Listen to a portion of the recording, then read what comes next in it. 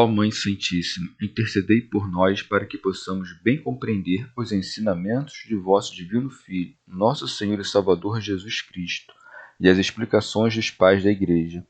Ó Virgem Imaculada, ofereço-vos este trabalho e peço que abençoais aqueles que o ouvirem, e que seja para a maior honra e glória de Deus. Amém.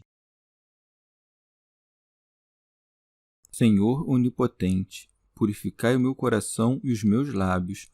Vós, que purificastes os lábios do profeta Isaías com o carvão em brasa, e dignai-vos, por tal modo, purificar-me com a vossa misericórdia, para que possa dignamente anunciar o vosso santo Evangelho. Por Jesus Cristo, nosso Senhor. Amém. Senhor, abençoai-me. Que o Senhor resida no meu coração e nos meus lábios, para que anuncie digna e convenientemente o seu Evangelho. Amém. Evangelho de Nosso Senhor Jesus Cristo, segundo São João. A unção de Betânia. 6 dias antes da Páscoa, Jesus foi a Betânia, onde estava Lázaro, que ele ressuscitara dos mortos. Ofereceram-lhe aí um jantar. Marta servia e Lázaro era um dos que estavam à mesa com ele. Então Maria, tendo tomado uma libra de um perfume de nardo puro, muito caro, ungiu os pés de Jesus e os enxugou com os cabelos, e a casa inteira ficou cheia do perfume de bálsamo. Disse então Judas Iscariotes, um de seus discípulos, aquele que o entregaria: Por que não se vendeu esse perfume por 300 denários para dá-los aos pobres? Ele disse isso não porque se preocupasse com os pobres, mas porque era ladrão e, tendo a bolsa comum, roubava o que aí era posto. Disse então Jesus: Deixai-a. Ela conservou esse perfume para o dia da minha sepultura, pois sempre tereis pobres convosco, mas a mim nem sempre tereis. Grande multidão de judeus, tendo sabido que ele estava ali, veio não só por causa de Jesus, mas também para ver Lázaro, que ele ressuscitara dos mortos. Os chefes dos sacerdotes decidiram então matar também a Lázaro, pois, por causa dele, muitos judeus se afastavam e criam em Jesus. Comentários dos pais da Igreja. Alcuíno. Estando próximo o tempo que o Senhor tinha determinado, aproximou-se do lugar onde cumpriria a obra da sua paixão. Por isso é dito: 6 dias antes da Páscoa, Jesus foi a Betânia. Foi primeiro a Betânia, depois a Jerusalém. A Jerusalém para lá padecer, a Betânia para que a ressurreição de Lázaro fosse gravada mais profundamente na memória de todos. Por isso segue: onde estava Lázaro, que ele ressuscitara dos mortos. Teofilacto Diócrida. No 10º dia daquele mês, os judeus tomam um cordeiro para sacrificá-lo na festa da Páscoa. Então, começam para eles as solenidades desta festa. Por isso, no 9º dia do mês, que precede o 6º dia antes da Páscoa, celebram grandes banquetes e fixam neste dia o princípio da festa, o que deu ocasião para que Jesus, ao ir a Betânia, fosse convidado para comer. Por isso segue: ofereceram-lhe aí um jantar. Marta servia. Dizendo que Marta servia, indica que a ceia foi dada na sua casa. Observa a fidelidade daquela mulher. Não impõe o serviço aos criados, mas ela própria o assume. Querendo dar prova da verdade da ressurreição de Lázaro, o evangelista acrescenta: e Lázaro era um dos que estavam à mesa com ele. Santo Agostinho. Vivia, falava, festejava. A verdade resplandecia e a falta de fé dos judeus era confundida. São João Crisóstomo. Maria não servia a todos, rendendo todas as honras ao Senhor. Não se aproximava dele como de um homem, mas como de Deus. Por isso segue: então Maria, tendo tomado uma libra de um perfume de nardo puro, muito caro, ungiu os pés de Jesus e os enxugou com os cabelos. Santo Agostinho. Devemos crer que a palavra pistice indica o lugar de onde procedia aquele bálsamo precioso. Alcuíno, ou pistice, significa genuíno. não adulterado por algo estranho. Esta é aquela mulher que, tendo sido pecadora, aproximou-se do Senhor na casa de Simão com um vaso de alabastro cheio de bálsamo. Santo Agostinho. Este fato, que se repetiu em Betânia, não é o mesmo a que se refere Lucas. João, Mateus e Marcos referem-no da mesma maneira. Que Mateus e Marcos digam que foi a cabeça de Jesus ungida com perfume e São João diga que foram os pés, devemos entender no sentido de que ungiu a cabeça e os pés. Mateus e Marcos, recapitulando aquele dia, que era o sexto da Páscoa, referem-se a Betânia e narram o mesmo que São João sobre a cena e o perfume. E a casa inteira ficou cheia do perfume e do bálsamo. Recorda-te das palavras do apóstolo. Para uns, odor de morte para a morte, para outros, odor de vida para a vida. Então compreenderás a partir deste bálsamo como era para uns odor bom para a vida, para outros odor mau para a morte. Por isso segue, disse então Judas Iscariotes, um de seus discípulos, aquele que o entregaria. Que os outros evangelistas digam que os discípulos murmuraram por causa do bálsamo precioso derramado, ao passo que João menciona unicamente a Judas, penso que deve ser compreendido no sentido de que, pelo nome de discípulos, refere-se a Judas, usando o plural em lugar do singular. Pode-se também entender que os outros discípulos pensaram isso, ou disseram, ou disso foram persuadidos por Judas. Mateus e Marcos mencionam expressamente a vontade dos outros, mas Judas dissera isso porque era ladrão, os outros porque se preocupavam com os pobres. João, porém, somente quis mencionar Judas, tirando disso ocasião de dar a conhecer o hábito de roubar, pois segue. Ele disse isso não porque se preocupasse com os pobres, mas porque era ladrão, e tendo a bolsa comum, roubava o que aí era posto. Alcuino. Carregava por seu ministério, descarregava por seu roubo. Santo Agostinho.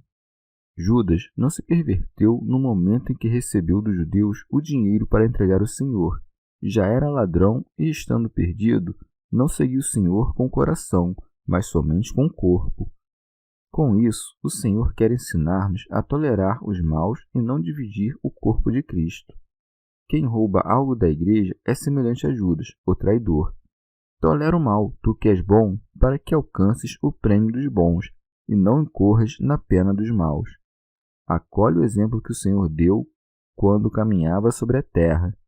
Por que razão tinha bolsas aquele a quem os anjos serviam, senão porque a igreja teria bolsas?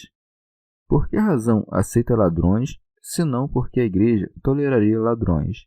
Contudo, aquele que costumava tomar o dinheiro das bolsas não hesitou em entregar por dinheiro o próprio Senhor. São João Crisóstomo. O Senhor confiou a bolsa dos pobres a um ladrão para privar-lhe de todo pretexto para sua traição.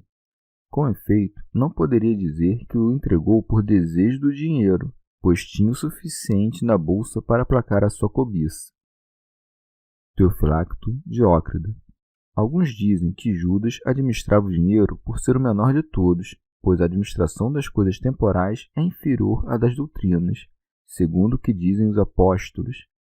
Não é conveniente que deixemos a palavra de Deus para servir às mesas. São João Crisóstomo. Cristo, usando de muita condescendência para com Judas, não repreendeu por seu roubo, mas justifica a ação daquela mulher. Disse então Jesus: Deixa, ela conservou esse perfume para o dia da minha sepultura. Alcuino. O Senhor prediz a sua morte e que será ungido com perfumes para ser sepultado. Assim, a Maria, que embora muito desejasse, não poderia ungir o seu corpo morto, é dado prestar-lhe esse serviço enquanto vivo, que não pode realizar depois de morto por sua pronta ressurreição. São João Crisóstomo.